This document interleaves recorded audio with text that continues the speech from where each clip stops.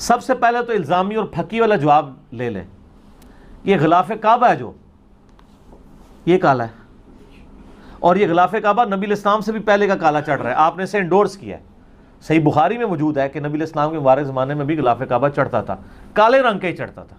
بخاری کا نام لے کر یہ بات کرنا کہ غلاف کعبہ کا رنگ حضور علیہ الصلوۃ والسلام سے پہلے سے بھی کالا چلا آ رہا ہے اور حضور علیہ الصلوۃ والسلام نے بھی اس کو برقرار رکھا اسی کالے رنگ کو، تو یہ بخاری کے نام سے مرزا نے بخاری پر بھی جھوٹ بولا ہے. بخاری میں رنگ کے حوالے سے ایسی کوئی بات نہیں ہے. نبی پاک صلی اللہ علیہ وآلہ وسلم نے اس کالے رنگ کو برقرار رکھا، یہ بات کہہ کر حضور علیہ الصلوۃ والسلام پر بھی مرزا نے جھوٹ بولا ہے. کتابی دنیا میں اس بات کا کہیں کوئی ثبوت نہیں ہے کہ غلاف کعبہ کا رنگ شروع سے کالا ہی چلا آ رہا ہے، حضور علیہ الصلوۃ والسلام سے بھی پہلے سے کالا چلا آ رہا ہے اور حضور علیہ السلام نے اس کو برقرار رکھا اور اب تک کالا چلا آ رہا ہے. ایسی کوئی بات دنیا کی کسی معتبر کتاب کے اندر نہیں لکھی. یہ ماموں بناتے ہیں، ماموں والی پارٹی ہے نا، تو ماموں بناتے ہیں. تو علماء ماموں کیسے بناتے ہیں وہ آپ یوٹیوب پہ میرا کلپ دیکھ لیں تو آپ کو پتہ چلتے ہیں. جس ویڈیو میں مرزا علماء پر طنز کر رہا ہے کہ یہ لوگوں کو ماموں بناتے ہیں، اسی ویڈیو میں غلاف کعبہ کے رنگ کے متعلق جو مرزا نے یہ بات کی ہے، یہ بات کر کے اپنے شاگردوں کو مرزا نے ماموں بنایا ہے اور ایک خاص طبقے کی محبت میں آ کر مرزا نے یہ جھوٹ بولے ہیں، بخاری پر بھی اور حضور اکرم صلی اللہ علیہ وآلہ وسلم پر بھی. تو مرزا نے جو بات کی ہے یہ کتابوں کا جہان نہیں ہے بلکہ مرزے کا اپنا وکھرا جہان ہے.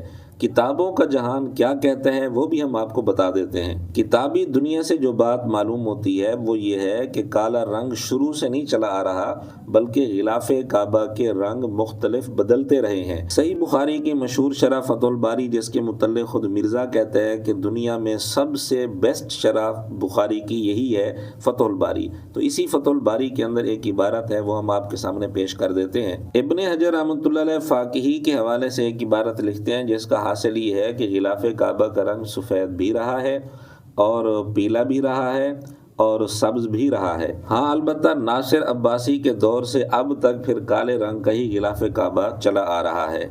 ابن عبد البر رحمۃ اللہ علیہ جو 5ویں صدی کے محدث گزرے ہیں ان کی خود مرزا بھی تعریف کرتا ہے، ان کے حوالے بھی دیتا ہے. ان کی کتاب ہے تمہید، وہ تمہید کے اندر لکھتے ہیں کہ کعبہ کی پیمائش حضور علیہ الصلوۃ والسلام کے زمانے میں 18 ہاتھ تھی اور کانت تکسل قباطیہ، قباطی کپڑے کا غلاف اس کعبہ پر چڑھایا جاتا تھا. قباطی مصر سے سفید رنگ کا کپڑا بنایا جاتا تھا تو اس کے لیے یہ لفظ استعمال ہوتا ہے قباطی. جیسا کہ مشکات حدیث نمبر 4366 کے تحت اس کی شرح مرقات کے اندر یہ تفصیل لکھی ہے. اسی طرح موطا امام مالک میں صحیح سند کے ساتھ یہ بات موجود ہے کہ عبداللہ بن عمر رضی اللہ تعالیٰ عنہ جن جانوروں کو بطور ہدی کے حرم کی طرف لے جاتے تھے ان پر جھول ڈالتے تھے مختلف کپڑوں کی، ان میں قباطی کپڑے کا تذکرہ بھی ہے.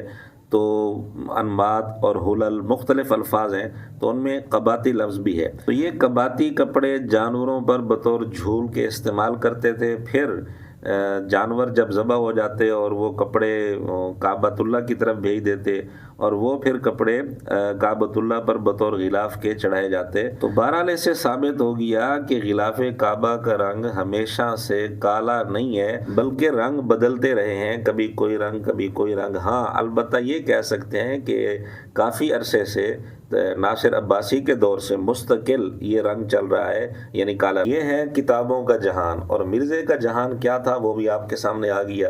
مرزا نے ایک خاص طبقے کی محبت میں آ کر بخاری کے نام پر اور حضور علیہ الصلوۃ والسلام پر کس طرح جھوٹ بولا یہ بات آپ کے سامنے واضح ہو گئی. ہم اب بھی گزارش کرتے ہیں کہ مرزا نے جو بات کی ہے اگر اس کا کتابی دنیا سے کوئی ثبوت ہے کہ حضور علیہ السلام سے پہلے سے لے کر اب تک کالا رنگ ہی چل رہا ہے اور حضور علیہ السلام نے کالے رنگ کو ہی برقرار رکھا، تو اگر اس کا کتابی دنیا سے کوئی ثبوت ہے تو وہ پیش کریں.